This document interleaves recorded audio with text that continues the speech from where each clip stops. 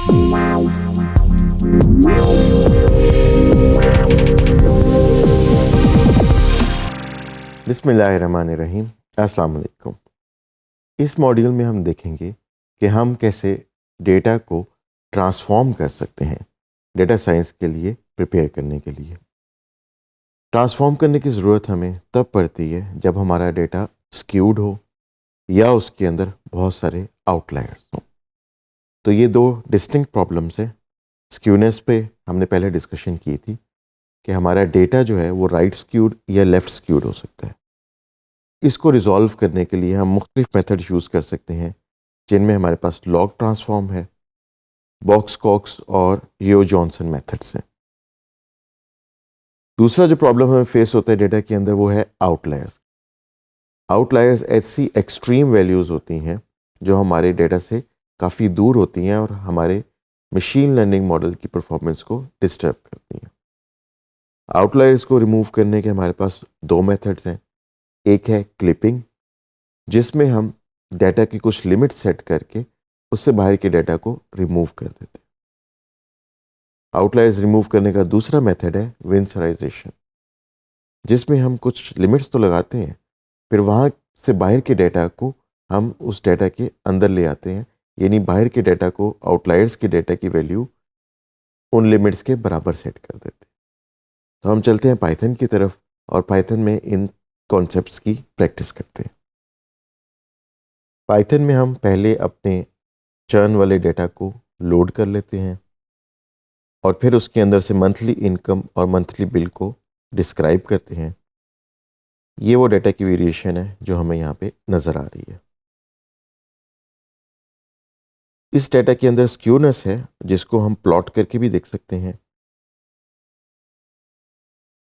तो monthly income और monthly bill के प्लॉट्स के अंदर हमें राइट स्क्यूनेस नज़र आ रही है।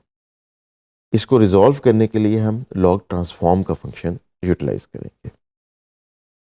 लॉग ट्रांसफॉर्मेशन का फंक्शन हमारे पास numpy की लाइब्रेरी में होता है। तो इसको हम यूज़ करते हैं np.log1p के नाम के साथ। ये लॉग ट्रांसफॉर्मेशन हम मंथली इनकम के ऊपर अप्लाई करेंगे और हम इस कोड को अब चला के देख लेते हैं। तो यहाँ पे हमारे पास ओरिजिनल डेटा आ रहा है जो कि 57,000, 18,000, 13,000 एंड सो ऑन है। और यहाँ पे हमारे पास लॉग ट्रांसफॉर्म्ड डेटा नज़र आ रहा है जिसकी वैल्यू 11, 10, 9.4, 10.5 के करीब। इस डेटा को अब हम प्लॉट करते हैं और अब हम देख सकते हैं कि हमारे पास ओरिजिनल डेटा राइट स्क्यूड था और लॉग ट्रांसफॉर्म वाला डेटा सेंटर बेस्ड आ गया। तो लॉग ट्रांसफॉर्म से हम अपने डेटा की स्क्यूनेस को काफ़ी हद तक कंट्रोल कर सकते हैं। सेकंड प्रॉब्लम जो हमने देखी थी वो थी आउटलायर्स की प्रॉब्लम। आउटलायर्स की प्रॉब्लम को हम क्लिपिंग से और विंसराइजेशन से ठीक करते हैं। तो हम मंथली इनकम और इनकम लॉग को प्लॉट कर लेते हैं। तो यहाँ पे हम पहले डेटा पे क्लिपिंग का फंक्शन अप्लाई करके देखते हैं। हमने अपर लिमिट जो है वो 99 क्वार्टाइल पे लगा दी। इसका मतलब है कि जो टॉप का 1% डेटा है हम उसको रिमूव कर देंगे और मोस्ट प्रोबेबली हमारे जो आउटलायर्स हैं वो उस 1% डेटा में होंगे जो कि रिमूव हो जाएंगे।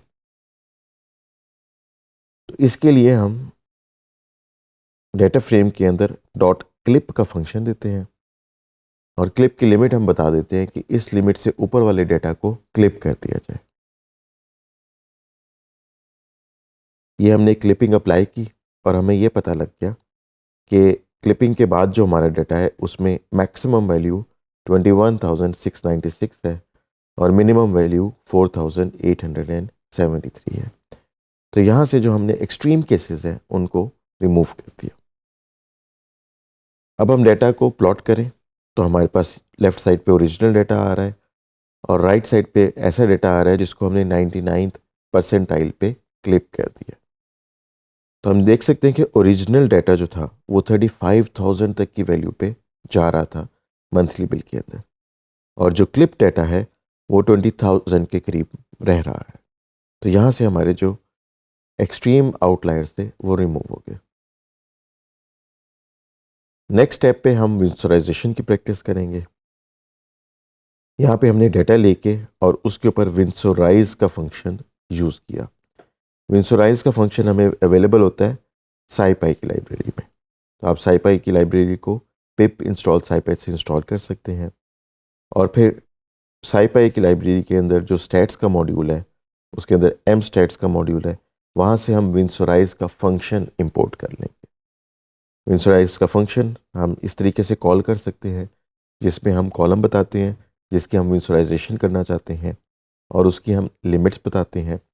तो इसकी लिमिट्स में भी हमने ये कहा कि जो बॉटम 1% वैल्यू है और टॉप 1% वैल्यूज़ हैं उनके लिहाज से विंसराइजेशन अप्लाई कर दी जाए। और विंसराइजेशन में फ़ायदा ये होता है कि जो हमारे आउटलायर्स हैं उनको उठा के लिमिट्स के अंदर ले आया जाता है। इस कोड को हम चला के देखते हैं तो हमें पता लग गया कि हमारी जो मैक्सिमम वैल्यू है वो 21,682 हो चुकी है और मिनिमम वैल्यू 1,140 हो चुकी है।